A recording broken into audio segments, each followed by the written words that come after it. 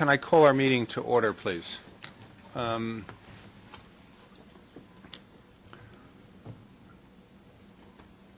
If I can, I'd like to start this meeting on an unfortunate note. This morning, we had a fatality on the New York City transit system. Track supervisor James Nell died while working on the station rehabilitation project at Beach 90th Street in the Rockaways. I think, given the nature of this committee and the importance we place on our employees across the organization and safety, I hope that we will take a moment to recognize Track Supervisor Nell and to put his family in our thoughts and prayers now.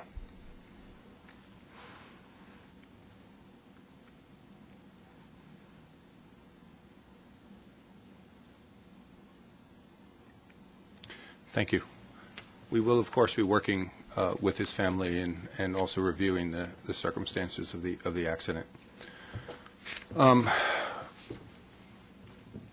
Do we have public speakers?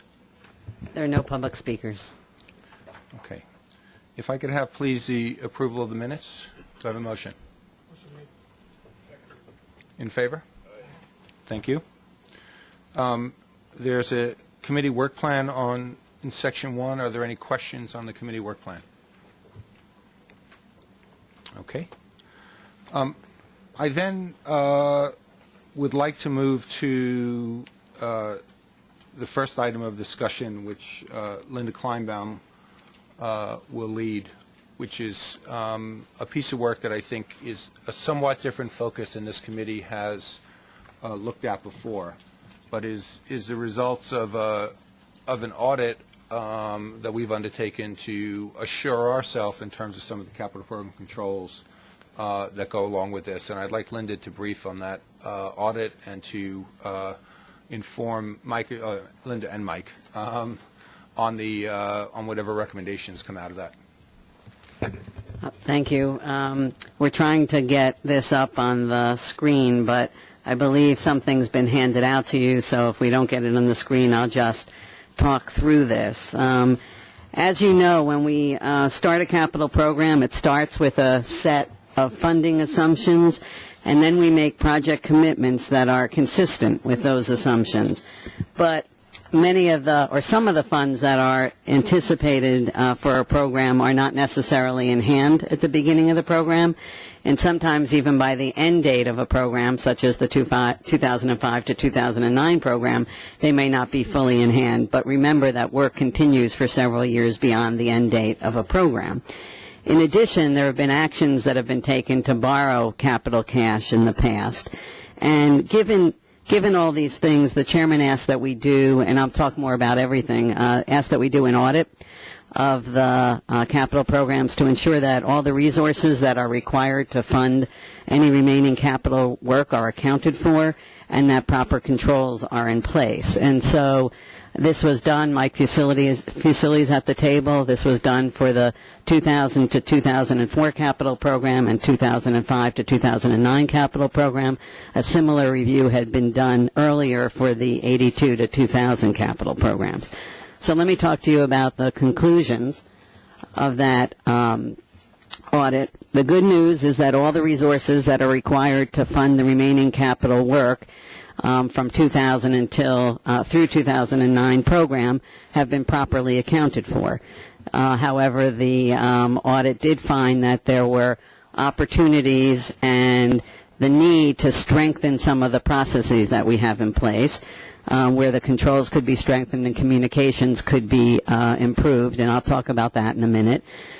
In addition, the audit identified 3 areas of past board and management practice of, in essence, borrowing capital cash when the capital program had a fair amount of it in lieu of more costly market transactions. So borrow the cash rather than to do a market transaction that might require that you pay interest. We'll talk a little bit more about both of these on the next slides. The audit identified 3 areas of past board and management practice of, in essence, borrowing capital cash when the capital program had a fair amount of it in lieu of more costly market transactions. So borrow the cash rather than to do a market transaction that might require that you pay interest. We'll talk a little bit more about both of these on the next slides. I'm sorry, are you going to say what you mean by Yes. that? I will. Just give me a moment. So first let me talk a little bit about improving controls and communications. The audit made several recommendations for how we need to improve communications and controls, all of which have been accepted, and we are in the process of addressing these. One is to develop a computer system that would automatically allow this reconciliation to take place by integrating the various, right now, disparate ways in which we track funding, receipts, disbursements of the capital program. That is happening. The IT staff are working with the appropriate departments at headquarters to make that happen. And in the interim, we will do quarterly reconciliations of expenses and income. In addition, part of the reason this becomes more complicated is that there are 3 groups currently who are involved in various parts of tracking capital program funding. It's Treasury, Capital Accounting, and Capital Program Management. And the audit found that there needs to be better communications between the 3. Treasury needs to reconcile the amount of money so that amount of money that's in the bank to ensure that it's consistent with funding receipts and program expenses. Capital Accounting needs to ensure that the outstanding receivables are in hand and develop a mechanism for collection and write-off. And Capital Program Management needs to ensure consistency to how these 3 groups are working together so that, for instance, nomenclature as to funds that are expected are the same between the 3, because when you use different nomenclature, this is just an example, it makes it very difficult to track between the 3 groups to understand that, in fact, you got some expected funding in hand. So these are all items that are currently being looked at and being addressed to be strengthened and improved. Getting to the next question, which was the audit's findings that there have been circumstances by which we have borrowed capital cash. I'll talk to you about what the audit found. So over time, as I said, we have used cash as in essence, a treasury management function in lieu of more costly borrowing. And that becomes more of a problem in the context of the current capital program, which is low on cash, and it's difficult to go out in the marketplace to get instruments to provide the cash that are needed. There are 3 areas in particular, to your question, Mark, what in particular am I talking about, that were found by the audit. First, there were some lease deals that when the financial crisis happened, there had been an insurance company that had been had provided the collateral to these deals. That company failed, and we were requested. It was insisted that we provide collateral in lieu of that had been provided by the insurance company. That collateral came out of capital cash. What we're doing now is looking. And Bob Ferran is here as well. He's going to be looking to see if there's some other instrument we could use to substitute for the capital cash that was used as collateral. The second item that was found in the audit was... Talk about capital cash. Are you talking about bond proceeds? Is this money that we have borrowed, long-term bonds? No. What does capital cash mean as a term? Within the capital funds, we have things that are non-bond proceeds, non-pledged revenues that have been accumulated over time.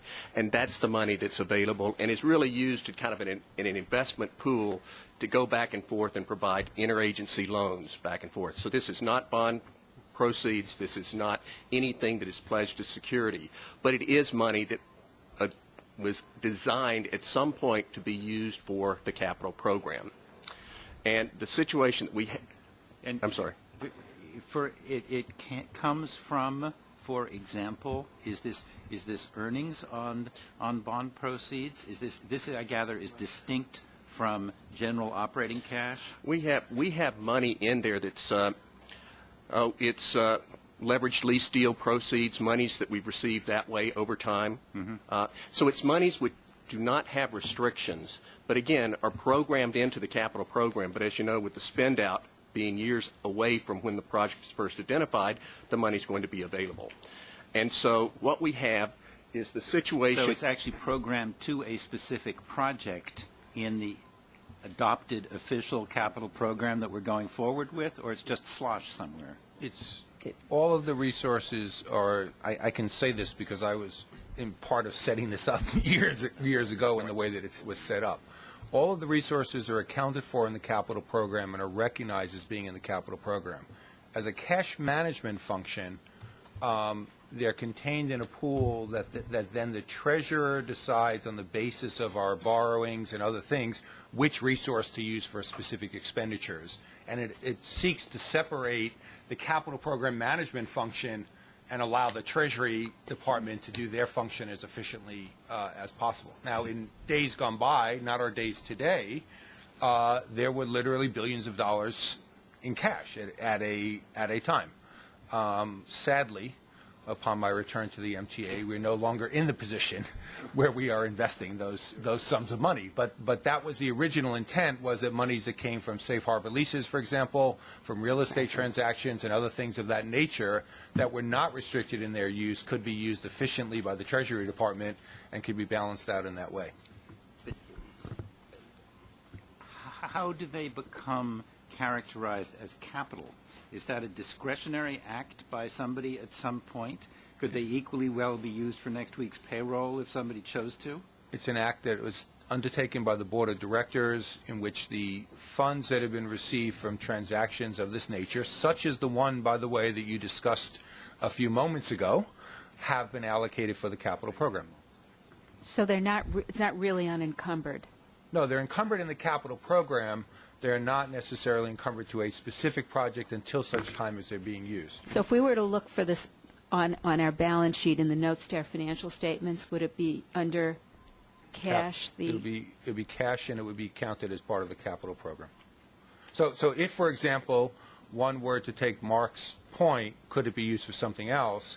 The answer would be that there would have to be an action to reduce the size of the capital program or replace these funds with something else.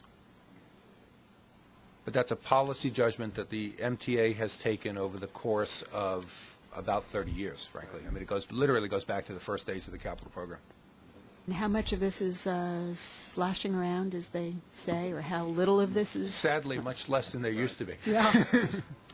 Well, do you want to finish going through your... So in terms of how many of these kind of issues, there, as I said, the audit found 3 of note. One is the one we just talked about. One is a cash loan that since 2002 has been made at the beginning of the year to the operating budget, and it's a loan to meet cash flow needs prior to the receipt of revenues. And at some point we will have to address when the expenditures are required how to pay this back to the capital program. Yes. That much money in? It's the same. It's not yes. It's in essence been a cash management action that allows you to meet needs prior to the receipt of the revenues. And so each year you're finished, and rather than giving it back, it becomes the pool for the following year. Gotcha. Correct. It just keeps doing that from year to year, which is not a problem when you have cash. It gets repaid every year. Right. I think, again, to be precise, is this what you're about to do, Bob? You do it. Better you than me. This money was set up in a fund back in 2002, and the fund was available to meet just this kind of purpose, interagency borrowing. If there's a shortfall in one agency, the monies could be used to cover the shortfall, but it always had to be repaid within the next fiscal year. So it's made at the very end of a fiscal year, calendar year, recognizing that there's a shortfall anticipated in the next calendar year for an agency. It's applied for that purpose. At the end of that year, that agency has to repay the money. Sometimes it's repaid at the end of the year. On occasion, it has been repaid earlier in the year. But what Linda was going to say is at some point that money will be needed for capital. And at that point in time, it will be available for capital. So it will be upon us to figure out what is the best way to replenish that monies. And that could either be with, as we've had windfalls that have happened over time, that have been used either for pension deposits, additional pension deposits, or other things. If we see the real estate market turn around quickly or other ways of generating funds, that would be one of the case, or else we build an amortization of it over time into our budget. So what we're really saying is we have this lump of money that we have, it has the discipline on it that it's for a capital purpose. However, we've basically advanced it to the operating fund on an annual basis, and we do reverse the advance for some period of time at the end of each fiscal year before we renew it. Mm-hmm. Period of time is somewhere in the order of 1 minute. That's what I was being. That's what you were I was getting being to. very polite, I thought, unusually. What this has become is working capital. Yeah. Okay. Got it. Yeah.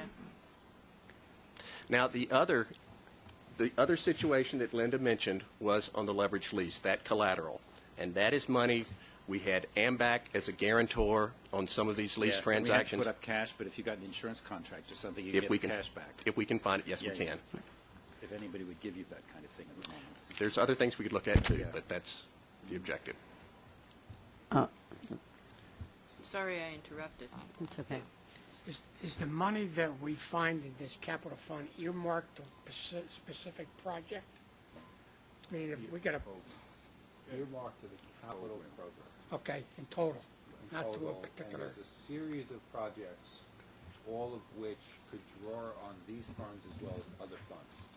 And largely, if you think about it, I mean, if you think about it, a typical project has 80% federal money and 20% local match. The grant for the federal money is a very specific grant. The local match is taken from these funds or bond proceeds as befits the time when you're doing it.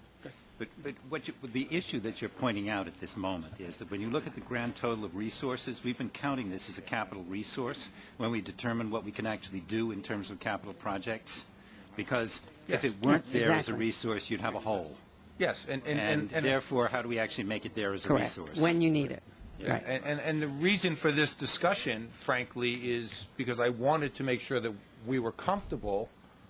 I was getting comfortable with what had been done while I was, over a period of time, and I thought it was an important conversation for this committee to be aware of how this has been handled. Because I think it is important for us all to recognize what has been done over a period of time. Again, with perhaps very good reasons. I'm not arguing Right. with, but the knowledge and the acknowledgement of it is what's important here. And isn't it also true that the operating budget is paying debt service on some of the debt service, some of the interest due on our capital borrowings? It does. Yes. Well, it takes all the interest to Yes. capital borrowings. That's how. So, I mean, I hope this isn't viewed by the public as a lopsided discussion that somehow the capital budget is subsidizing operations when actually it's a rather fluid line. Right. We have done, I think, my knowledge, I don't recall us having capitalized interest on any projects. So we sell debt to fund projects, and then we pay the interest on that debt with current revenues. You should get to number 3, Linda. The last item here is actually apropos of some of what you talked about at the end of the last meeting, which is that the programs often rely on funds that come over a long period of time. A good example in the 0509 program is the $700 million that's anticipated from the West Side Yards, for instance. And so we'll have to watch that closely. Questions were asked, I heard, about when those are coming. We'll have to watch that closely to ensure that we have them in hand when they're needed, or to develop some alternate funding sources if they're not available when needed. Excuse me? Well, it's because the program included $200 million for sale of the transferable development rights on the East Yard, which are already in hand. There is another $100 million that's also in hand, and this is the remainder. The next program also includes, frankly, $300 million that's anticipated from the Yards deal. So again, as I was saying, I asked for this audit because I wanted, again, an area that for better or worse, I know a fair bit about from having set much of this up years ago. But I wanted the audit to make sure that we had a clear view of what was there. I think I would like to thank Mike and his team. I mean, it was a very complicated piece of work to do. Frankly, I think the procedures that are being put in place now, which will have this done on a rolling basis rather than allowing it to accumulate, are a much better way to be able to handle it. And I think that, as we've been talking about what I would hope this committee would do going forward, I think assuring the program controls on a program of the size and magnitude that we have is one of the things that we will continue to come back to this committee as part of the capital program oversight process. So this is the start of a discussion rather than the end of the discussion. But it is clear from the work that Mike has done that, you know, while there are situations here that we all need to be aware of and recognize, and there are places that we can tighten things up, that things have been properly accounted for. And I do think that that's an important conclusion out of what we're coming to as well. Is that fair, Mike? I don't mean to put words in your mouth. I couldn't agree more. Plus, Jay had asked me to monitor this ongoing throughout the near future. Okay. Linda, apropos of something you said earlier about making sure that we had the resources to do this capital program that we have ahead of us. We've got $23.8 million in needs, and if you add in bridges and tunnels, 26.2.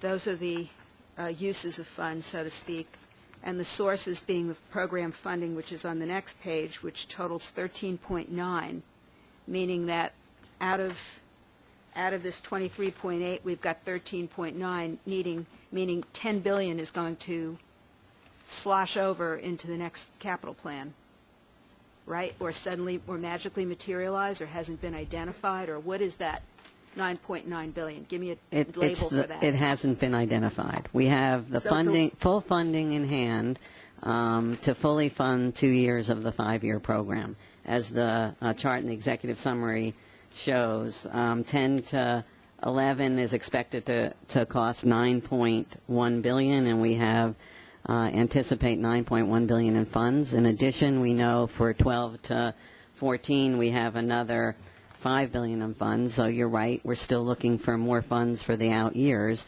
but that will be a process where we continue looking for it. In addition, all the work we're doing on the program to reduce costs of projects, hopefully as we do that, we will also identify, in essence, internal savings that will go to help close that gap further.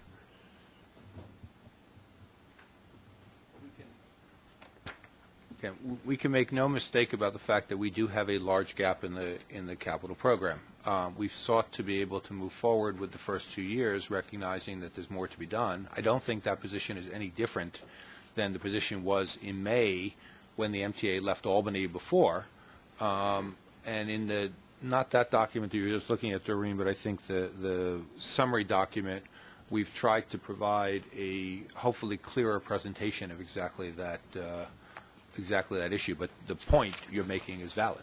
And the gap is almost identical as it was to the gap that we had in the prior one that was rejected. It is almost identical, although I think the funding assumptions that we're using today are frankly more realistic to the situation. That is that the federal monies are more consistent with what is coming forth from the federal government. So we've reduced our risk, in essence, on the receipt of some other monies. And what sort of interest rate assumption are we making on those $6 billion of borrowings we're going to be doing?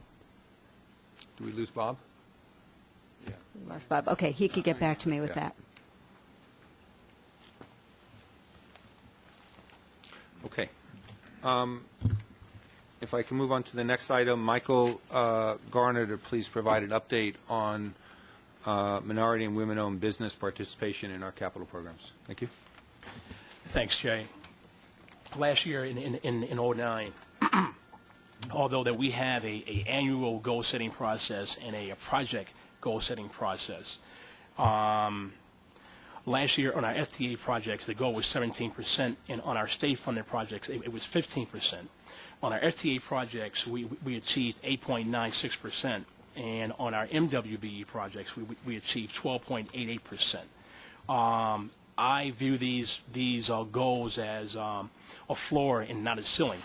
Jay and I are hell-bent on improving the MWDB inclusion on all of our projects across the board. Let me say that we buy billions of dollars in goods and services where there is zero MWDB firms in the marketplace. Buses, subway cars, brake parts, and what have you. And what we're currently doing right now is going down line by line by line, looking at each area that we are buying, first at transit, and then we're going to ask the state and the feds for relief, that we should not be penalized if you have a policy that says that we can only attach a goal to areas in which there are a pool of MWDB firms in the marketplace. We are going to ask them for a relief. Let me say also that we are going to have a new software system that's going to allow us to track the MWB on each one of our contracts, which we can then react in real time if contractors are not achieving their goals. Also, we are talking with ACE right now to involve this office in the final evaluation of contractors who do not comply with our policies with respect to MWB goals. And we need to have a conversation about what sanctions will be associated on those contractors who don't take these MWDB goals seriously. And so basically, we are now going to report to CPOC every quarter. And once again, we are hell-bent on increasing contract awards to MWB firms in the marketplace. Susan, please. I know that you're also trying hard to expand the potential minority contractors that are available. Could you comment a little bit about your mentoring program?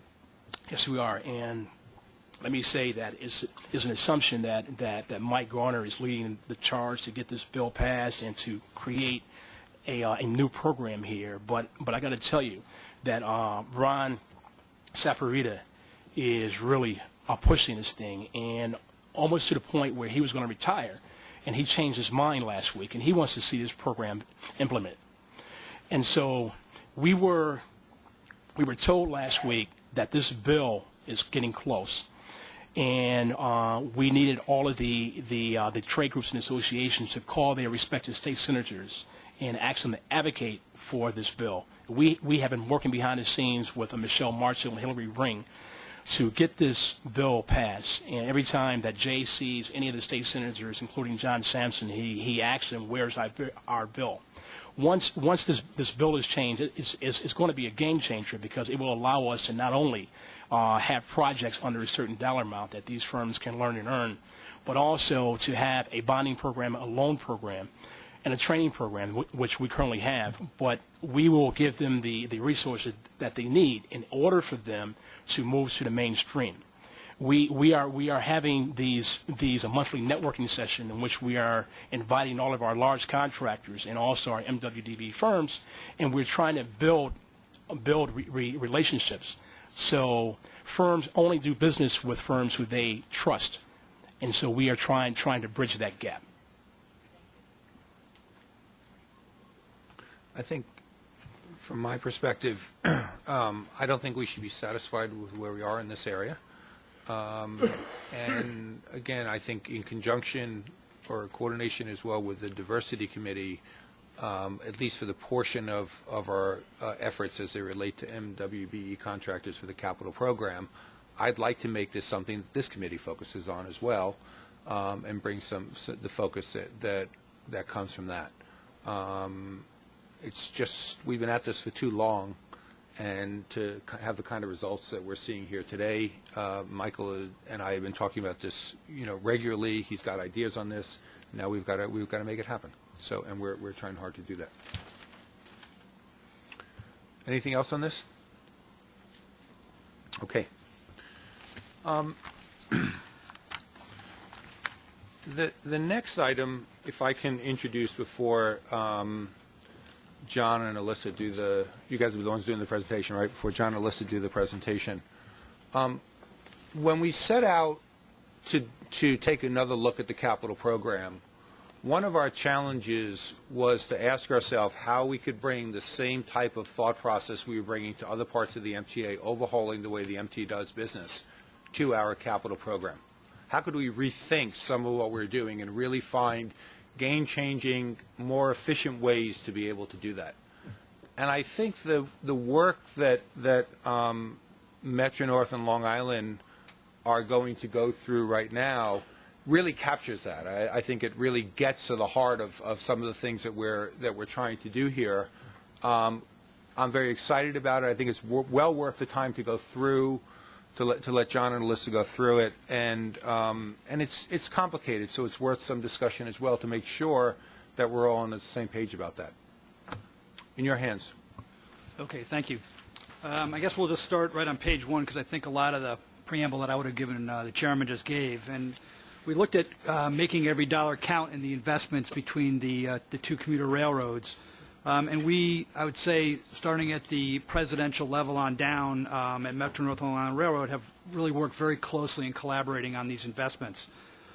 We looked at the facilities, I'd say, in a little bit different way, trying to come up with a cost-effective way to invest in them, and then also a way to deliver the maintenance systems that our customers need with a reliable fleet. We also looked, obviously, at other facilities within the family. We looked at the New York City transit facilities and also outside to any third-party sources. We've already made refinements in the 2010 to 14 capital program, and we have ongoing discussions both within both railroads and then within the family and to third parties, trying to see if we can make further refinements and generate additional benefits. On page 2, you see we're an area of focus for Metro North, which is our Croton Harmon facility.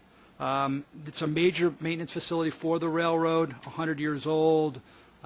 We have spent over the last 2 capital programs significant dollars there, making improvements, yard improvements, shops and yards improvements there. And what we looked at when we faced with over the last couple of months is what the chairman had talked about was we were looking at what the future held for us at Croton Harmon. And we were looking at a 2010 to 2014 capital program, which we actually had proposed in the past, of a support shop, a very, I'll say, large support shop with some ancillary facilities at Croton Harmon, as well as starting the design for a future phase for our electric multiple unit shop and doing some priority repairs there because we knew we weren't going to get to that for a couple capital programs because the financial resources just weren't there. And then in the future programs, we'd actually replace that EMU shop. So what we did was we basically took a step back, did some analysis and refinement, took a look at things going on out in the world, reduced ridership, a smaller fleet that we reduced from that, and then obviously the big thing was the consideration of any outsourcing opportunities, either within the family or from third parties. And what we found basically at the end of last year, we had some initial results from that. Our biggest, I think, driver that was coming up was 10-year work for our 336-car M7 fleet. And we looked at this and we realized that we could do some outsourcing both within the family and to third parties, and that would eliminate the need for I'll say the large support shop that we felt was our next priority, which we expected to put into the 10 to 14 program. And our priority then shifted. We felt that the construction of the initial phase of an EMU shop, consist tracks, to help maintain the M7 fleet would be the priority that we'd move forward with. And we'd have to do, again, priority repairs to the existing shop. If you've been in it, it's very old, has a leaky roof, repointing needing, etc. John Kesich, who's our chief mechanical officer, could probably go through the litany of issues. But we needed to put money aside in the program as well as the consist tracks, but also to make sure that shop was kept in shape before we could do some replacement. And we looked to replace that EMU shop in the 2015 to 2019 capital program. And the importance of that is that's about 5 years earlier than we expected to do that. If we were going on the course we were, I'd say 6 months ago, we would have been done in 2024. Now we're about 5 years earlier. And the other keys, which you see on the bottom of page 3, is we believe that these refinements are going to reduce the overall Harmon shop cost, the master plan cost, by about $500 million, by $500 million, and we've actually taken $124 million of savings in the 10 to 14 capital program already. And as I said, it would advance to completion by 5 years. It's pretty important. But we're not really quite done yet, and as you see on page 4, what we're continuing to do is coordination with Long Island Railroad, looking at joint usage opportunities for both parties. And one that's been identified is that our locomotive shop, which is a new facility, has the capacity to take care of some items for Long Island Railroad, and will be used by the railroad. Long Island Railroad will do the work on their locomotives for engine skid assemblies. We also have additional capacity, and the parties are looking at that, see if there's opportunities there that can be taken advantage of. We're working very closely. The mechanical departments of the railroad are working very closely on a joint scope for M7 10-year periodic maintenance work, and we're also assessing use of other MTA facilities and third party, which I've talked about. For us, the next steps are complete a programmatic review of Croton Harmon requirements and the phasing of future improvements. These will be based on a fleet plan. We've been working closely with Long Island Railroad on the M9 procurement, which is the next generation of cars to replace, either for East Side Access, to replace the M3 fleets. We have to finalize that. Metro-North has to certainly finalize that, Long Island Railroad as well. And then we'll continue to look at the MTA resources, what's available at Hillside, what's available at the New York City Transit Electronics Shop, which we've been utilizing actually for probably about a year to do some door systems, logic control units, and we'll continue to look at outsourcing to third parties. And then what this work will do, we expect will confirm our initial review, our initial needs that we've identified for the Stage 1 consist tracks. On page 5, there's a little bit here on the yard investments. What we're looking to do at yard investments is to make improvements to reduce deadhead costs, to improve operations, and to allow us to accommodate ridership growth and service expansion in the future. And the opportunities you see here at Poughkeepsie Yard and the midpoint yard on the Port Jervis line would basically allow us to reduce what we call deadhead miles. So right now, at Poughkeepsie, we have a number of trains that in the morning have to start out of Croton Harmon, have to travel north on the Hudson Line to Poughkeepsie, and then start their revenue run coming down. Similar place with Port Jervis Yard. The ridership really drops off as you go west or north on the line, and a midpoint yard would allow us to start trains at that point instead of all the way out in Port Jervis. And in both cases, we estimate that those could save us upwards of $1.5 million a year. Wasaic and Port Jervis Yard, we do have to do some extension of tracks and some modest expansion there to allow for service expansion from those yards, but those are in our 10 to 14 capital program. And now I'll turn it on over to Elisa Haltigan, or also Lisa Pica, sorry. We go way back. We go way back, exactly. I'm going to build a lot on what John just talked about. And first of all, the diesel maintenance, as we've talked about, provides an ideal opportunity for the Long Island Railroad to utilize Metro-North shop capabilities. Some of the components of our RCM work cannot be supported by Morris Park, which is over a 100-year-old facility. For example, there is no overhead crane to swing an engine, and there's inadequate storage area. So the Long Island Railroad is planning to utilize Metro-North's Harmon shop as part of its 10, 15-year RCM work. We're going to transport our locomotives up to the Harmon shop for the engine block work. There's 46,000-pound engine block generator skid that's going to be removed and installed at Harmon. The locomotives will then be sent back to the Long Island Railroad for additional work consistent with the RCM program. We have a cost-benefit analysis currently underway because we're looking to get the best value for this RCM work, and we are currently looking at buying a remanufactured versus a new unit when we do this exchange, and that work is ongoing. At the same time, we're going to be looking at our locomotive performance, and we're going to be identifying other system changes that can be done as part of this RCM to improve our locomotive performance. Going forward, we're going to determine this most cost-effective way to accomplish the future diesel fleet RCM work. We're going to identify facility requirements that are needed to support future work, and we're going to give consideration, as we've done here, to other agency facilities to meet those requirements. Turning to page 7, we want to talk about maximizing the Long Island Railroad's electric MU maintenance shops. The Hillside Maintenance Complex can meet the Long Island Railroad's electric fleet maintenance needs and also has the capacity to meet other agency needs as well. The Hillside Maintenance Complex is a modern state-of-the-art facility that has served the Long Island Railroad well in maintaining its electric MU fleet. There's 560,000 square feet car shop with 58 car spots and 10 support shops. Some of the support shops are listed here: motor, truck, AC, electronics, and air brakes. Others include wheels, switch group, battery, air compressor, and tin. Periodic inspections, scheduled maintenance, and running repairs are all done at the Hillside Maintenance Complex. As I said, we have the capacity to assist Metro North with RCM work, particularly with providing rebuild systems and performing other programmed work as is necessary. The Long Island Railroad and Metro North have worked together to make their M7 RCM programs uniform and cost-effective. We have commonality for the majority of components that are changed out on a scheduled basis. The IEC has reviewed our programs and made a determination they are in line with each other. And many RCM activities are being jointly evaluated for possible interval extension to reduce costs. One such area is the air supply unit of the air brake.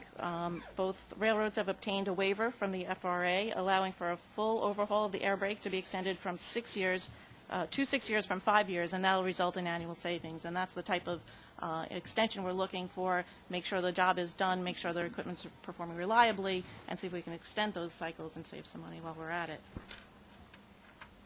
Finally, I just wanted to comment on yard investments that support our service expansion. Our yard strategy emphasizes the need for yard investments to meet the planned service increase associated with Eastside Access.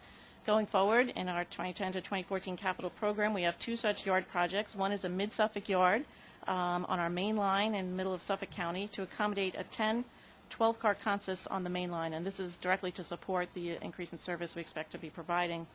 In addition, and similarly on the Port Washington branch, we're looking to extend 2 tracks in the existing yard so the additional 2 10-car train sets can lay up and provide the service that we're anticipating providing to Eastside Access on opening day. Thank you. Any questions? Questions from the members? Mark? Going back to the Croton-Harmon discussion, and just on your second chart, you said changed ridership forecast, smaller fleet size and consideration of outsourcing. Smaller fleet size of what? Why? Because of the economy, basically we've seen a drop-off in ridership, which we've seen across the agency. As a result of that, we don't have to expand our fleet. We don't have to expand our fleet as much as we thought a couple of years ago. So that's the issue. Mark, just to expand on that, when we build a shop, for example, these facilities last typically 50 to 100 years. Yeah. So when we look out, we're basically programming facilities well into the future. And just the decline in ridership that we've had over the last few years, when you translate that and you look out a ways, it actually reduces a significant reduction in the number of cars you're projecting you need to maintain. And that's what then ultimately translates into a smaller shop facility. I wonder if that makes sense, quite honestly. I mean, cycles go down, and I would assume they go up again eventually. Mm-hmm. And if you're talking particularly about a repair facility that you're building for the next 50 years, I wonder if the recent decline in ridership and fleet is a sort of reliable piece of your strategy. I don't know. Yeah, I think we're always trying to balance that. I think we also, I should mention that when we looked at fleet size, initially we had a certain assumption what type of cars we were going to buy, and we are now moving, and this is for a future discussion, but for a different car configuration that also results in a higher capacity and less cars. So those pieces all come together, and as I say, that's what this programmatic review that we said is the next step will again look at all this very systematically to make sure we're not shorting ourselves for the future. Other questions? Since Sure. I'm into comments today. So yours. This is an example of why it's important for the committees to meet together. I think the board as a whole has seen how many joint procurements that have gone forward over the last year between the two railroads and sometimes including city transit. but this kind of working together to share facilities when we have a capacity in one and need in other, this is another reason why it's good for the two committees to work together to see how many of these opportunities can really be brought to fruition. So it's interesting to me that maybe you planned it this way. We got this report on the first day that the committees met. We're not that clever. I do think that one of the points I'd make here is that we are probably for the first time beginning to treat the MTA as one industrial company, sizing our facilities to one industrial company, thinking about the way we could use our facilities in that way. And it goes beyond just the two railroads. I mean, we are very much, and I think John mentioned it briefly in some of his remarks, looking also at where New York City Transit fits in on this. If you think about modern equipment, you are doing component change-outs of much of the equipment that's there. We lift out an air conditioning unit and we do a component change-out of that. The air conditioning units we're buying for Long Island Metro North are essentially the same units we're buying for New York City Transit. And how we do that is very different perhaps than the way you had to do it many years ago, and I think it has put us in a different thought process. And I have to say that I really appreciate the way that people have moved to embrace that, because it is not the way that the norm of the MTA, and I think that Howard and Helena and Tom and everyone has really embraced this idea, and I think it's right. Now, we may find some places in which it's more difficult than it's worth, but we should let that be proven by the analysis rather than having that be the starting position to go into it with, and I think this reflects that very much. Just to add to that, I would just like to reinforce labor's a role in this. It's a great move to start to share work, but it also could offer some challenges. So if labor can be included in how we're going to do it in the details of sharing work, I think it could cut off a lot of potential problems before they happen. So, the bottom line is everybody wants to keep working, and the workforce is proud of what they do each day, and our diesel mechanics like working on their trains. It's the same way as the MU people over at Metro North. Keeping the labor organizations involved in the process may help in the long run. I know that we're very short on time. Mike, you have the next two reports are yours. Is there anything that you want to highlight quickly to the committee? As it is included in this month's report, we did reports on bridges and tunnels and car procurements for the railroads, and I have no significant issues to report to the committee. Thank you, Mr. Chairman. Thank you. Is there any other business? And if not, can I have a motion to adjourn? And thank you all.